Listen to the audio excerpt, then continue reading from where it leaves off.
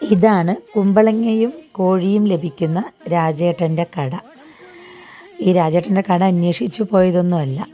കഴിഞ്ഞ 2 ദിവസമായിട്ട് ഞങ്ങൾ നാട്ടിലുണ്ടായിരുന്നില്ല, പഴനി കൊടൈക്കനാൽ ട്രിപ്പിലായിരുന്നു. അപ്പോൾ ചൈതുവിൻ്റെ പ്രിയപ്പെട്ട ഒരു പൂച്ചക്കുട്ടിയുണ്ട് ഞങ്ങളുടെ കൂടെ, കൊക്കോ മെലൻ. അപ്പോൾ അവളെ ഞങ്ങൾ ബീനയുടെ വീട്ടിൽ, എൻ്റെ കൂട്ടുകാരിയായ ബീനയുടെ വീട്ടിലാണ് വീട്ടുണ്ടായിരുന്നത്. അപ്പോൾ അതിനെ എടുക്കാൻ വേണ്ടിയിട്ടാണ് ഞങ്ങൾ ഈ യാത്ര പാലക്കാട്ടിലേക്ക് പോയത്. എനിക്ക് ലുലുവിൽ കയറി മൊബൈലിൽ ഒരു ചാർജർ മേടിക്കണമായിരുന്നു.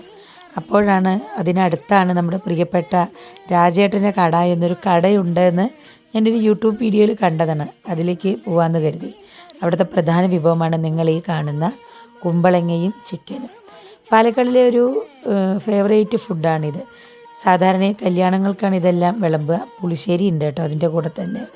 കുമ്പളങ്ങയും ചിക്കനും നമുക്ക് ചോറിൻ്റെ കൂടെ ലഭിക്കും. പിന്നെ നല്ല പുളിശ്ശേരി, ഒപ്പം ക്യാബേജ് തോരൻ, പടവലങ്ങയും കടലയും പച്ചക്കടലയും ഇട്ട ഒരു കറി.